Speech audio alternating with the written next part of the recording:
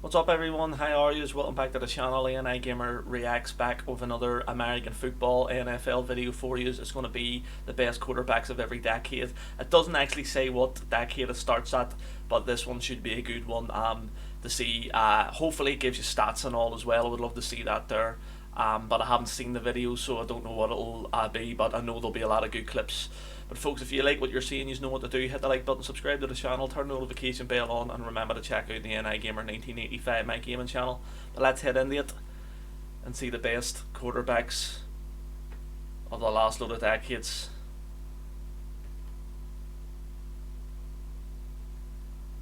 The NFL has become increasingly more of a passing league, and there are a handful of guys you can thank for that. These players spun it better than anyone else in their respective eras, and as a result, convinced teams to throw the ball more over the years. Here are the greatest NFL quarterbacks of each decade, with some seriously worthy honorable mentions. 1940s, Sammy Baugh. The NFL was formed in 1920, but the quarterback position we know today didn't really come to fruition until the 40s.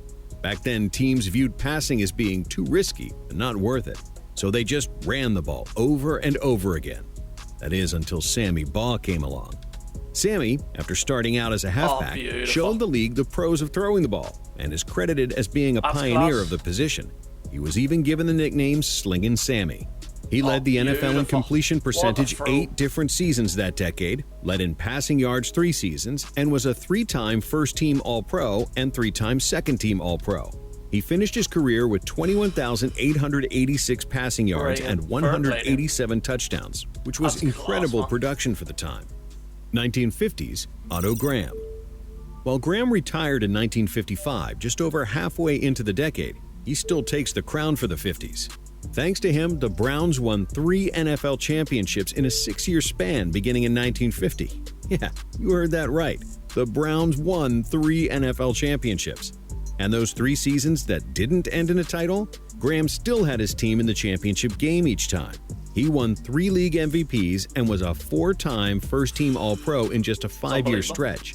Over his 10-year career, he accumulated 23,584 passing yards, 174 passing touchdowns, and a career record of 105, 17, and 10. 1960s, Johnny Unitas.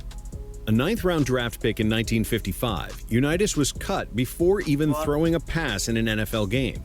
He started playing semi-pro football for $6 a game. So Unitas' career was a true rags-to-riches story. He won 2 league MVPs in the 60s and also led his Baltimore Colts to an NFL championship win in 1968. Johnny U was also a 7-time Pro Bowler that decade. His record of throwing at least 1 touchdown in 47 consecutive games stood for more than 50 years. People considered him to be the prototype for the modern-era marquee quarterback. Unitas finished his career with 40,239 passing yards and 290 passing touchdowns, which were both records at the time. 1960s honorable mention, Bart Starr. All Starr did was win in the 60s, leading the Packers to 5 NFL championships before winning the first 2 ever Super Bowls. He was even named Super Bowl MVP in both games. Bart led the league in passer rating 5 different seasons throughout the 60s as well. 1970s, Roger Staubach. Staubach was so dominant at the quarterback position that the Cowboys became known as America's team this decade. He snagged 2 Super Bowl rings and a Super Bowl MVP in the process, along with being named to 6 Pro Bowls, as he led the league in passer rating 4 separate seasons. When Staubach retired in 1980, he finished with the highest career passing rating in NFL history at the time. In addition to his impressive passer rating, Staubach was also known for his late-game heroics. He led Dallas to 23 game-winning drives in the 4th quarter, with 17 of those coming in the final 2 minutes of the game or overtime. He truly was Captain America.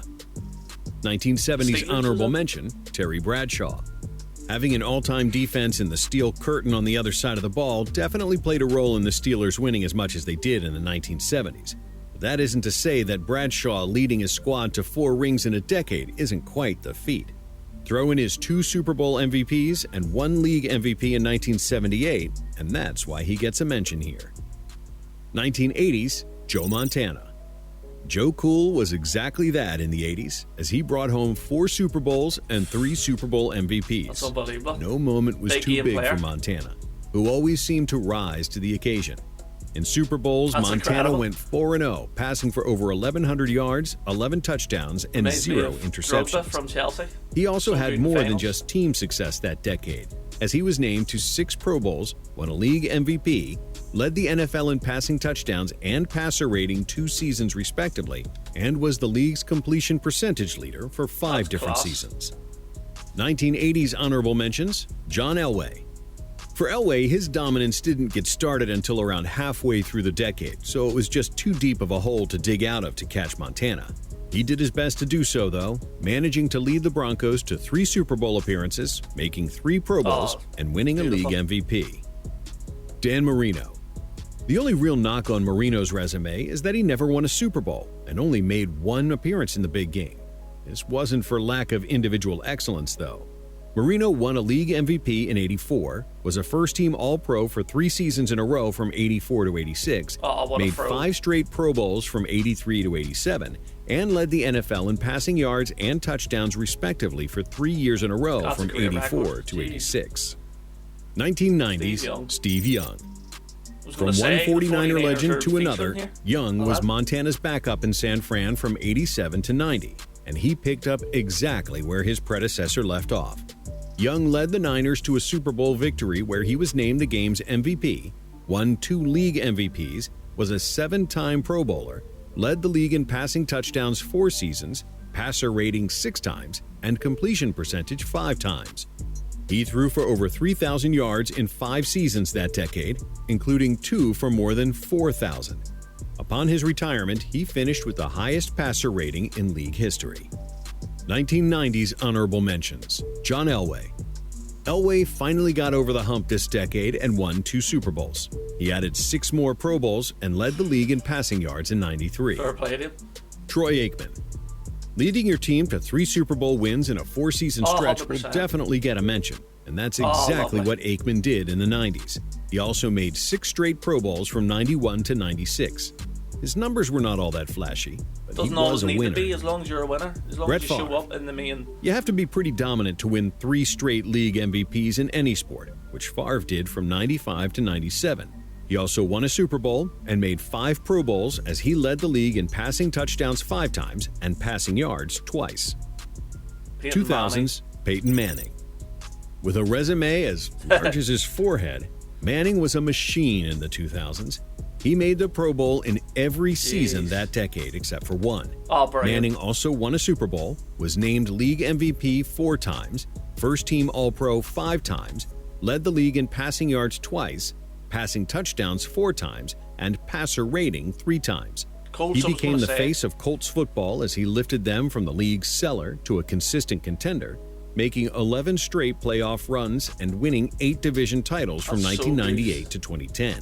At the time of his retirement, Manning was the NFL's all-time leader in passing yards and passing touchdowns. His 5 career MVPs are also the most ever by one player. 2000's honorable mention, Tom Brady. Brady got off to a red-hot start in the league as he led the Pats to a Super Bowl win in his first full season as a starter, becoming the youngest quarterback to ever win a ring at the age of 24. As we all know, Tom and the Pats were not done there. They finished the decade with 3 rings as Brady made 5 Pro Bowls and won a league MVP. 2010's Tom Brady. Making his second appearance here, Brady added 3 more Super Bowl rings and 2 more league MVPs this decade. He became the oldest NFL MVP ever at age 40 in 2017. The craziest part is he would probably be included for a 3rd decade in the 2020s list after somehow showing 0 signs of aging or slowing down. When Brady does call it quits, he will be the all-time leader in every major passing stat category and is already the greatest winner the game has ever seen. His 7 Super Bowl wins are more than any team has ever won. Brady's accolades could fill this entire video, but let's just say he's the GOAT and end it there. 2010's honorable mentions. Aaron Rodgers. One could argue that Rodgers would have more accomplishments if the Packers focused more on surrounding him with offensive weapons or even just competent coaching. But even with all of that, he He's got the managed World to win Heavyweight a Super Championship, Bowl, right? 2 league MVPs, and make 7 Pro Bowls. Drew Brees, yeah. Drew Brees. Brees regularly found himself atop league leaderboards for a variety of categories throughout the decade. He led the NFL in passing yards 5 out of 6 years from 2011 to 2016, completion percentage 4 seasons, passer rating once, and passing touchdowns twice. He also made the Pro Bowl every year except for 1. What do you guys think? Did we leave anyone off this list? To Or be get it honest, right? the And only who's real leading the ones, way for like, the I knew 2020? there were the later decades. Obviously, I wasn't born in like the 50s, 60s, 70s, 80s, and 90s. I was very young, so the likes of Peyton Manning, Drew Brees, Rodgers, Brady, all those guys I do know. The likes of even ones now. Is it Mahomes? Patrick Mahomes plays for, is it Kansas? They won a Super Bowl recently. Hopefully I'm not wrong on that. My memory's that bad, but yeah, I'm not like super knowledgeable about everybody. That Russell Wilson, another one for the Seahawks.